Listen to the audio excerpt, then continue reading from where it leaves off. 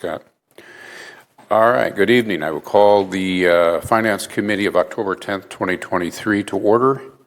Second item on the agenda is the approval of minutes. Do I have a motion to approve the draft minutes of the September 26, 2023 Finance Committee meeting? I move approval. All right. Alder Gerhardt is motion for approval. Is there any discussion, changes, or corrections? Hearing none, I'll place the motion before us to a vote. Those in favor signify by saying aye. Aye. Aye. Ayes have it. Motion carries. Next item on the agenda, item 3, public appearances, non-agenda items. I don't believe we have anyone registered or in chambers. Correct, Scott? Correct. Right. Thank you. And item 4, Finance Director report, Treasurer's report as of August 31st, 2023. I'll turn the floor over to Misty Dodge, our Director of Finance. Thank you. So to start, the August Treasurer's Report is included in your packet. Just one interesting thing to note is that we did reinvest some of the city's money in August, both of which were for over 5%. So this investment market is quite attractive still. So the interest revenue that the city is receiving is much more than what would be normal in normal times, I'll say. So I will pause here if there's questions on the Treasurer's Report before I move on. No. Hearing none. In the vein of things that keep Misty up at night, one of them has been that the city of Fitchburg has never had a full payroll backup before. It's always relied on one person to make sure that our payroll gets done, which is kind of a big problem when you consider how many employees we have and how important it is that we all get our paycheck in order to, pay our bills. This last payroll, Robert, the new accountant, was able to do that payroll 100% on his own, even though he is not the payroll specialist. So we now have 2 employees. Push comes to shove that could get the payroll done. And that's just a huge weight, I guess, off of my shoulders when I think about all the things that could happen. I know during COVID time in particular, that was really stressing me out. So really glad to have that full backup available now. Another just interesting piece, so Robert and I went to the WGFOA conference this last week, which was on debt, and Moody's was there, our rating agency. And because we haven't issued debt in the last couple of years, I wasn't aware, but they changed their scorecard a little bit. So one of the things that I thought was particularly interesting is in the past we have said we can't be a AAA because we're not big enough. And they changed that metric, and it's now value per capita. So rather than just being flat value, it's how much per capita it is. So AAA is at least an option for us going forward. So have to run all of our numbers based on this new scorecard to see kind of where I think we'll land. But it was just a very interesting presentation to hear about all the changes they're making and the why. And then the logistic-wise budget. So the 2024 budget, we have our public hearing tonight at council. That's where the public can weigh in on the mayor's proposal. All of your amendments then are due Friday at 4:30. Please use that Word document that I had emailed out to all of you. Then we have a week to put those out, and the following Friday you'll see the full packet of all of the council amendments that have been submitted, and then we'll discuss them at that committee of the whole meeting. I remind you the committee of the whole is where all of that discussion should occur. It's an open-ended, as long as you want to talk about the amendments and ask questions and understand what the proposals are, take as much time as you need. When we come to the following council meeting where we actually vote on those amendments, that's where it's time constrained and you can only talk a certain number of times and that type of a thing. So I encourage you to attend the committee of the whole and be ready to discuss all of the amendments that are presented. That is it. Okay, very good. Thank you very much, Misty. We will move on to item 5, review of bills. That's 5A, detailed review of checks for $10,000 and above. For September 16th to the 30th, 2023, totaling $3,126,693.43. Questions from the committee? Yes, Alder Gerhardt. Thanks. So I know I ask this question every year, but can you just, for the public that's looking at these reports and seeing the PAYGOs, can you talk a little bit about what that is and why we're making payments? Absolutely. So PAYGOs is pay-as-you-go development bonds. So these are for projects within our TID districts. So when a new project comes forward, we may have a developer agreement that is approved by council and negotiated that is a TID incentive. So it's an incentive to the businesses or the building to be built and then they will get reimbursed for certain costs based on the taxes that they pay in. So it's pay as you go because I only make a payment to them if I get money from them within the confines of the development agreement. So we make payments on those bonds twice a year. In April, we make an interest and principal payment. In October, we make an interest-only payment. And so these were all of the scheduled interest payments on all of those outstanding bonds. Thanks. Okay, thank you. Additional questions? All right, hearing none, we will move on to item 5B, detailed review of all checks issued, checks 125709 through 125785 for the period of September 16th through the 30th, 2023, totaling $3,243,102.99. Questions from the committee? Hearing none, we will move on to the next item, which is 5C, detailed review of ACH payments for $10,000 and above for the period of September 1st through the 30th, 2023, totaling $577,825.81. Questions from the committee? Hearing none, we will move on to the last item under 5, which is 5D, detailed review of all ACH payments for the period of September 1st through the 30th, 2023, totaling $587,611.32. Questions?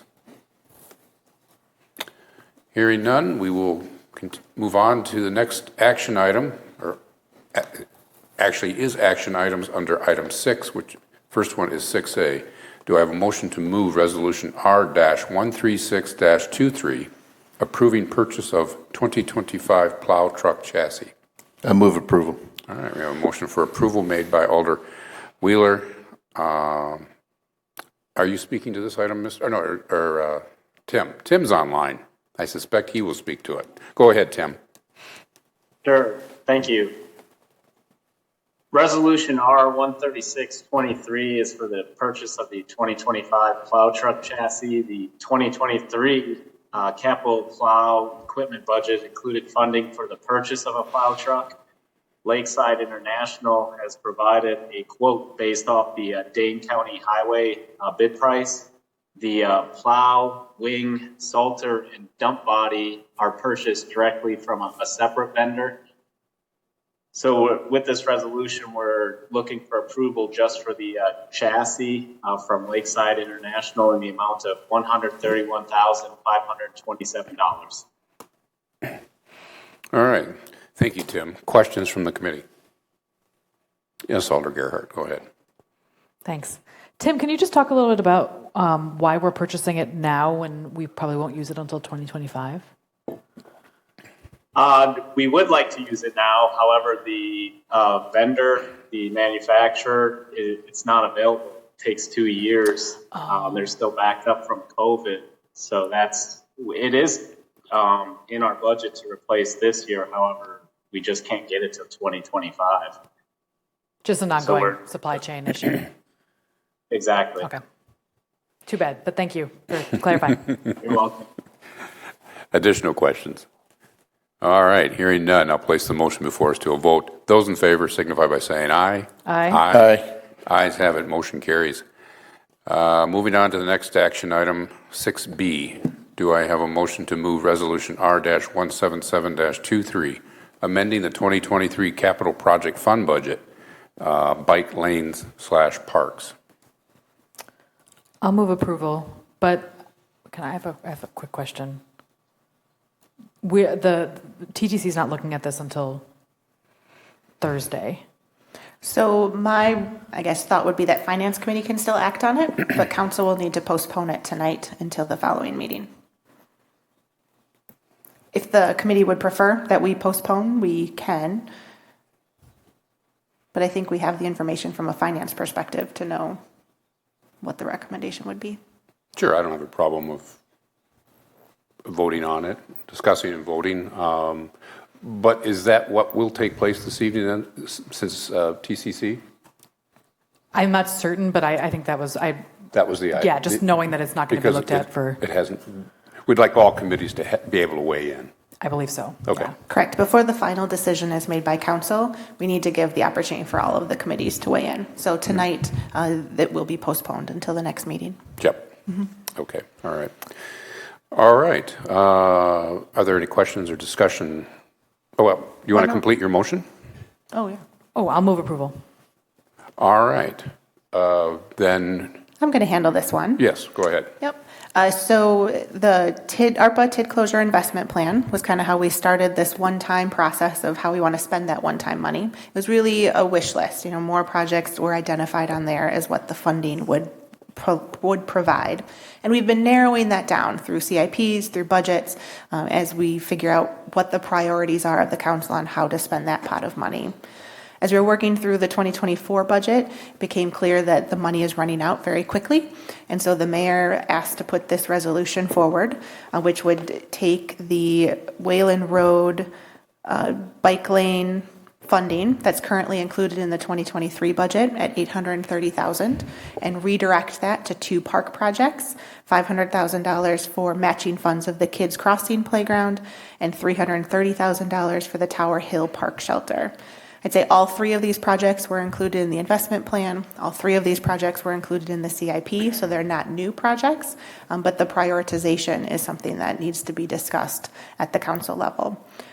So the mayor's priority, as it says on the referral page, is to fund bike lanes in the urban service area and specifically within the Healthy Neighborhood Initiative neighborhoods. All right, I will open it up for discussion. Go ahead. I see your hand raised, Alder Wheeler, so go ahead if you have something that you would like to comment on. Yeah, on this one, I understand what where the mayor's going with funding bike lanes in the urban service area, but that road, Wayland, is one that, according to emails I'm getting, is traveled pretty extensively. And this is a safety issue. And I think we've been saying time and time again how great, Fitchburg is for riding bikes. And I think we need to ensure the safety because people are riding their bikes outside the urban service area.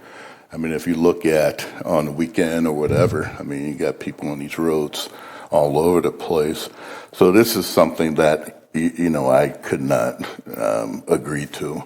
As far as taking money away from the bike lanes on that type of road, especially Wayland Road, and moving it to parks, even though I know parks are also important.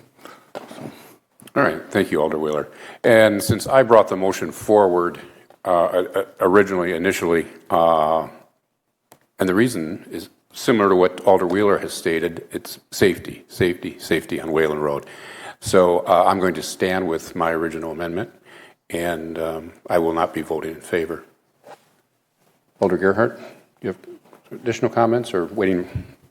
No, I'm happy to vote. All right, very good. Since there's no further discussion, I will move the resolution to a vote. Those in favor signify by saying aye. Those opposed? Nay. Nay. Nay. All right. The nays have it. The motion fails. Okay. Now, moving on to the next action item, which is 6C. Do I have a motion to move Resolution R-181-23, authorizing acceptance of contract with Purple Cow Organics, LLC, for brush and yard waste processing services for 2024 through 2026? I move approval. All right, we have a motion made by Alder Wheeler for approval. Tim, are you just speaking to this? Yes, I can. I see you smiling. It's all yours. Sure. So the city provides a curbside brush and yard waste pickup services for 1 through 4 unit dwellings. Purple Cow Organics LLC is a local company that can accept Fitchburg's quantity of these materials and process it into compost for local sale. So we're looking to approve the award of the 2024 to 2026 brush and yard waste processing contract to Purple Cow Organics LLC.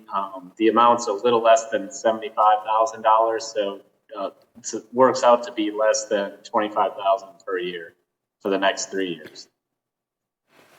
Very good. Thank you, Tim. Questions from the committee? Alder Gerhart. Just one note that we did pass this in RCC last night. You did? Yeah. Okay, very good. Well, I understand we've had a lot of success with Purple Cow and the entire process. So, any other comments or questions? All right, seeing none, hearing none, I will place the motion before us to a vote. Those in favor signify by saying aye. Aye. Ayes have it, motion carries.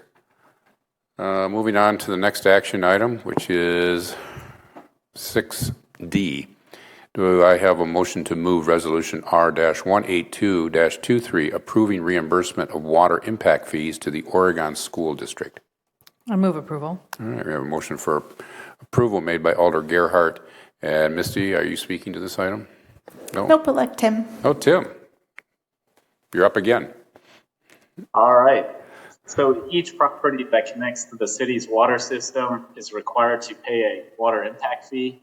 The Oregon School District built Forest Edge Elementary, which is a net zero building with many sustainability features in 2019-2020. So when this was originally built, the city calculated the water impact fee for this elementary school based on the water usage at other Oregon schools.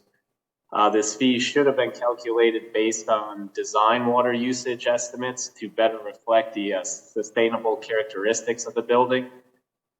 Therefore, we're looking for approval to reimburse the Oregon School District in an amount of $44,517 for their water impact fees. Okay, very good, Tim. I'll open it up for questions from the committee. All right. Hearing none, we'll place the motion before us to a vote. Those in favor signify by saying aye. Aye. Ayes have it. Motion carries. The next action item, 6E. Do I have a motion to move Resolution R-183-23, set 2024 solid waste collection rates? I move approval. All right. We have a motion for approval made by Alder Wheeler and Tim. Misty. Tim. So the city of Fitchburg provides residential collection for solid waste, which is refuge, recycling, yard waste, and brush through a contract with Pelletary Waste Systems, LLC. The city of Fitchburg also provides holiday tree collection and brush collection for apartment and condominium units not on private streets, which are served by the city's contract. The city is looking to provide these services at a cost of approximately $1,645,825 for the year 2024. So this contract will serve approximately 6,250 homes. And then the tree collection and brush collection for the apartment and condominium units, those are approximately 3,766. So for the residential homes, the increase of cost will go from $228 per unit to $232 per unit, so an increase of $4. And then the tree collection and brush collection for the apartment and condos will go from $7 per unit to $7.25 per unit. Okay, very good. Thank you, Tim. I'll open the resolution up for questions from discussion from the committee. Hearing none, I'll place the motion then before us to a vote. Those in favor signify by saying aye. Aye. Aye. Ayes have it. Motion carries. Moving on to the next action item, 6F. Do I have a motion to move Resolution R-184-23, acceptance of 2023 sidewalk replacement project bid? I move approval. All right, we have a motion for approval made by Alder Gerhart. Tim, are you speaking to this item as well? Yes, sir. The 2023 capital projects fund budget includes $234,199 to be spent on the sidewalk and path repair within the city.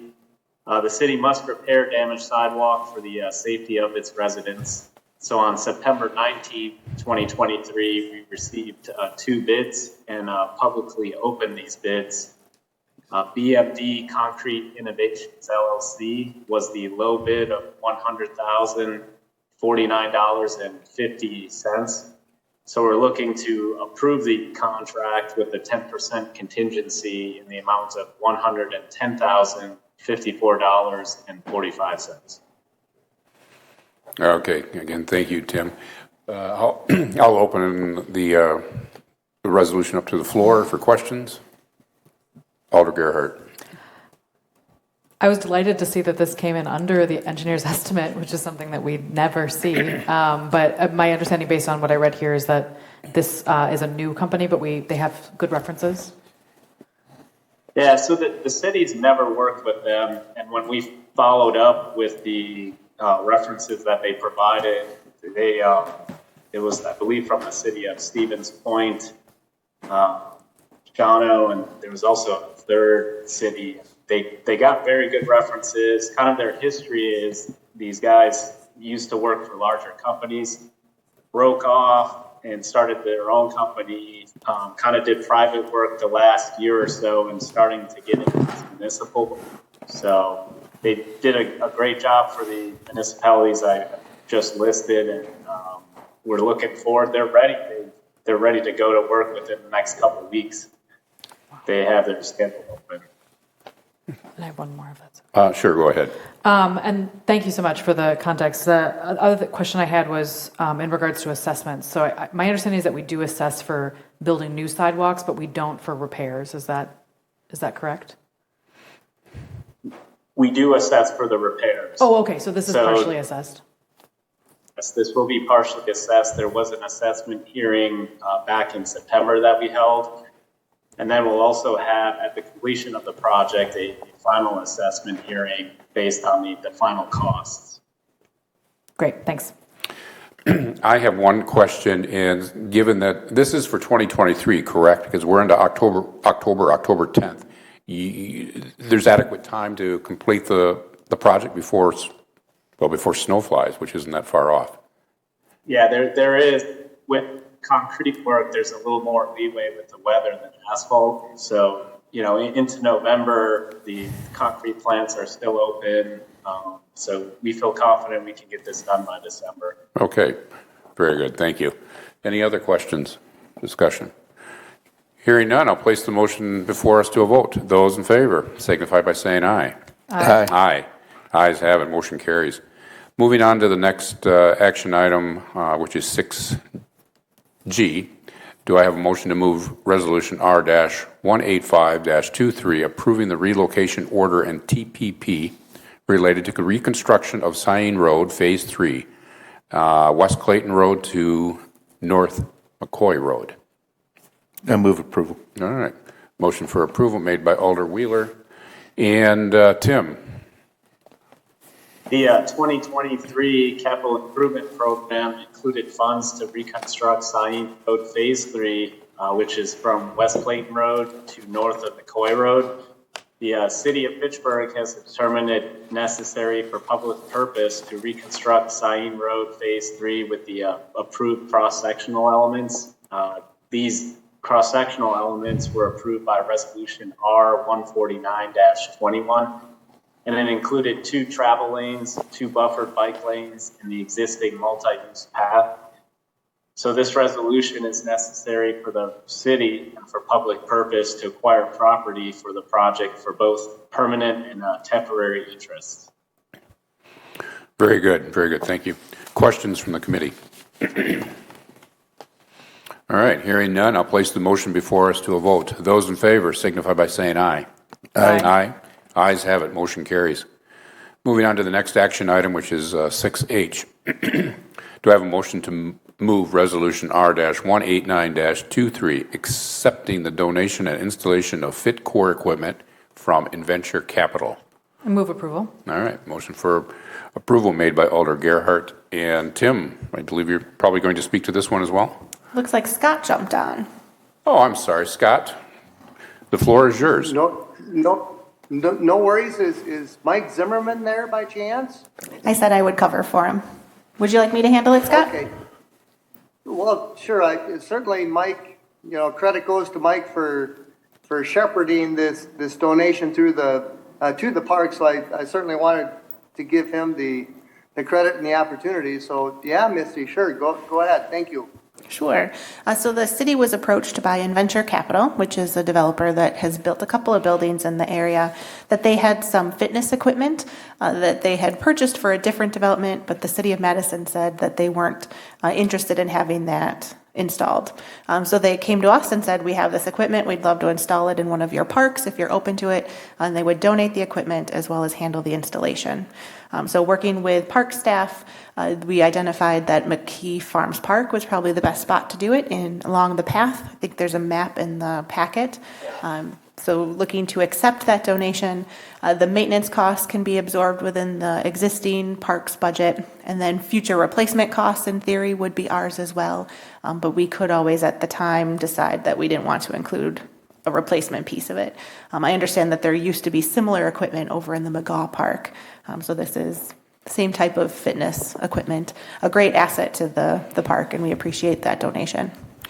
It sounds like a great asset. So, but we're not, there's no ties to maintaining in the sense of to replacing it. We will not be required to. Or we not be required to. Okay, very good. Thank you. All right. Questions from the committee? Yes, Alder Gerhardt. Thanks. Scott, I'm having a hard time. I do see the map here, but I'm having a hard time visualizing where exactly in McKee Farms Park this is. Like, there's multiple parking lots, so I'm not exactly sure where this installation will be. Well, the area that we're thinking about, the small playground that's south of the shelter and the sand volleyball court.